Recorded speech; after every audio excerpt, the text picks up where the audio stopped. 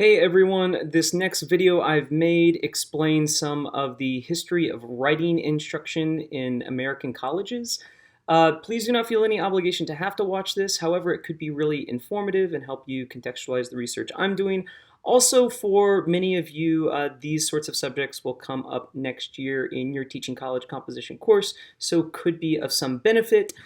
Just so you know, in terms of context, where I'm getting a lot of this information from, primarily this is based on James Berlin's Rhetoric and Reality, a great read. So let's jump in.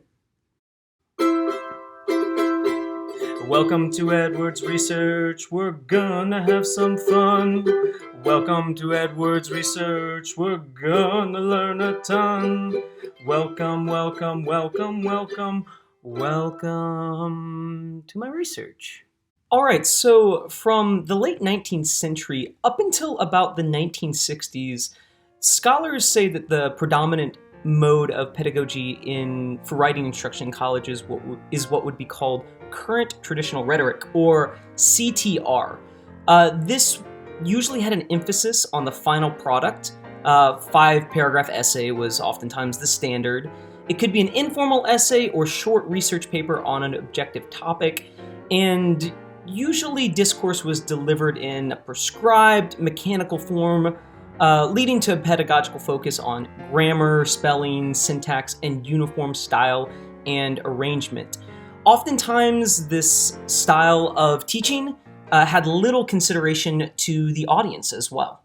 Now, the 60s and 70s saw a revolution in how scholars began to approach writing instruction, with one of the biggest camps emerging being expressivism, championed by scholars like Peter Elbow and Donald Murray. This way of teaching writing instruction looked at language primarily as a personal tool. As opposed to current traditional rhetoric, this put less emphasis on grammatical standards and increased the focus on the writer's process of discovery, experimentation, and free expression. You would oftentimes see in these sorts of classrooms free writing happening, class discussion being really prominent, and peer reviews taking place. Overall, this was a framework that had more concern with the growth of the writer. So let's go now to our next camp, which is cognitivism. This was championed by scholars such as Linda Hayes, John Flowers, and Andrea Lunsford.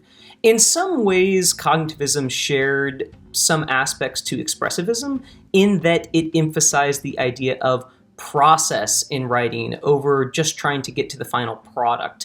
Cognitivism is, generally speaking, a way of looking at writing instruction that tries to look more from a scientific approach by studying universal cognitive faculties of the mind in order to better understand the composition process.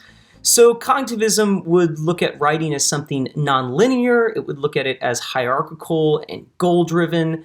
In addition, cognitivism tends to study composition in terms of the protocol of writing processes. So it would emphasize planning, translating, embedding, and reviewing. So in the 1980s, another camp emerged called social constructivism. This has often been dubbed as the social turn that happened in composition pedagogy. Some of the noted scholars that contributed to this were Patricia Bazell, David Bartholomew, and James Porter. These types of scholars argued that there was too much focus on the individual writer's language and learning processes that happened in writing courses, and that this overlooked the importance that society and discourse communities played in composition. It was kind of distinguished by the belief that language and the mind are ultimately inseparable, and that individuals need language in order to even think. Social constructivism ultimately promoted the idea that writing is inherently political in nature, and that writers are each a part of a particular community of dialogue, or what was termed a discourse community with an assumed set of principles and a distinct language of its own. So basically, this social turn in composition pedagogy witnessed a move away from the individual into community ideology and a profound acknowledgement of the social, economic, and political forces that affect writers in discourse. Overall, this social turn in composition pedagogy also represented a move for increased recognition of rhetorical, social, cultural, and political forces that influence the classroom, and the ways that ideology affects writers and the writing classroom. You may remember the last approach we looked at was social constructivism. This is important to remember because I believe in many ways it sets the stage for the next camp we're going to look at, which is called critical pedagogy. The ways in which, in particular, I think it sets the stage for it is because whereas cognitivism and expressivism are looking more at the individual processes involved in writing, social constructivism is now concerned with all the social forces that actually make someone's ideology and their reality, and how language works and all that, and how writing is involved in that as well. So enter into the picture in the 80s and 90s critical pedagogy. Broadly defined, I'm borrowing from scholar Peter McLaren as dedicated to the emancipatory imperatives of self-empowerment and social transformation. Now, most scholars will trace the origin of critical pedagogy to Brazilian educator and philosopher Paulo Freire, who in 1968 wrote the book Pedagogy of the Oppressed, a book I highly recommend reading. It's fairly short, it's accessible. Essentially, Paulo Freire at this time was working with peasant farmers in Brazil during the mid-1960s. These peasant farmers themselves were really being exploited by landowners. And so what he did with a bunch of other facilitators was come in and teach literacy practices, but a lot of these practices were designed to help these peasant farmers reach a conscious understanding of how they were being exploited.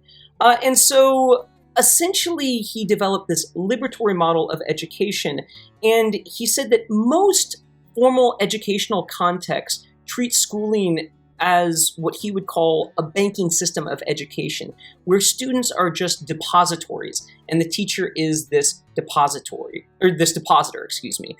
So this prevents students from being aware of the inequitable conditions embedded in their lives. Freire emphasized that the way to counter these means where people are being exploited and they're not even aware of it is to help individuals reach consciousness or an awareness of their oppression by being immersed in this environment where there's an educator or a facilitator. Ideally, these educators or facilitators create environments where the oppressed educate themselves through practices of literacy. They then reach critical consciousness, and they're empowered with a new understanding of how they can have agency in their lives. Okay, so once critical pedagogy found a lot of uptake in composition and rhetoric, it completely changed the field. This is partly due, I believe, to how if you're working from a critical pedagogy standpoint, all of a sudden the acts of teaching and learning, particularly teaching writing, can no longer really be seen as acts that are done objectively or without bias. Instead, now, teaching and learning are deeply tied to issues of social justice and democracy. Since its uptake with critical pedagogy, proponents have been using it as a theoretical framework in the teaching of writing to combat racism, sexism, and even to some degree capitalism.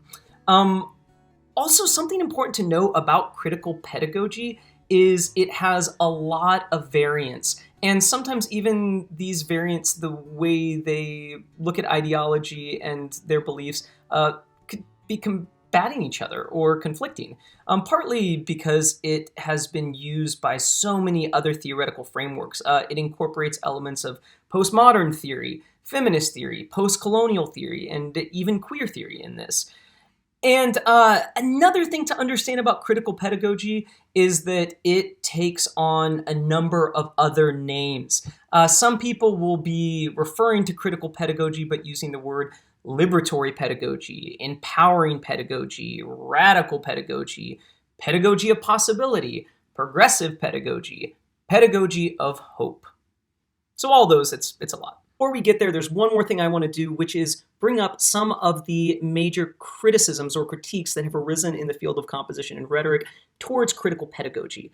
One of the first ones to consider is Paulo Freire developed critical pedagogy in a very specific context in the 1960s in rural Brazil, working with peasants. And so we might ask, what exactly is the ethicality or applicability of trying to transpose that teaching circumstance onto current circumstances, specifically in teaching writing courses in college courses, where we have to do things, for example, like give grades, very different from Freire's context.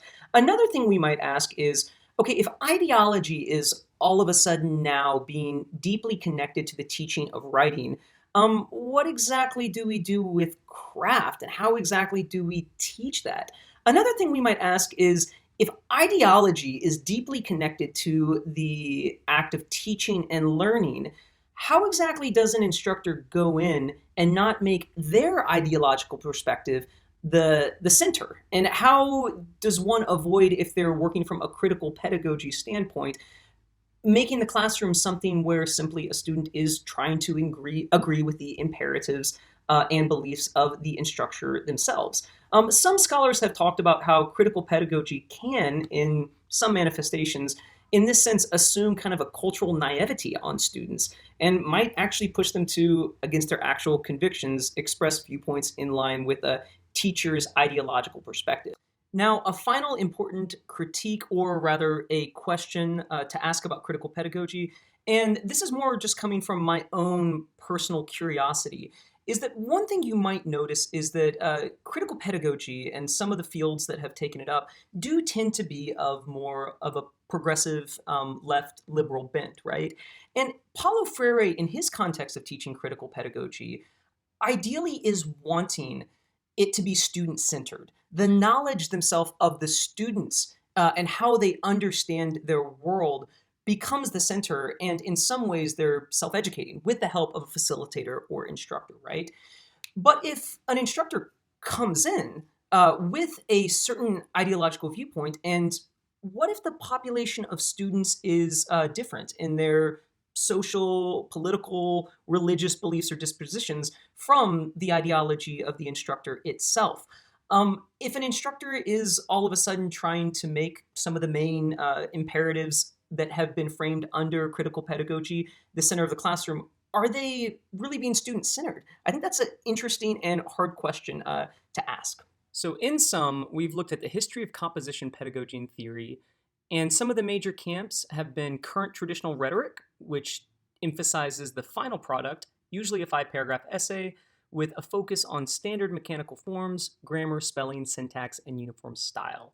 Next, we looked at expressivism, which tends to look at language as a personal tool. There tends to be less emphasis on grammar, and instead the focus tends to be a writer's process of discovery, experimentation, and expression. This overall has more concern with the growth of the writer. After that, we looked at cognitivism, which is a more scientific approach, which tries to study the universal cognitive faculties of the mind in order to better understand the composition process. We then examined social constructivism, or the social turn that happened in composition studies.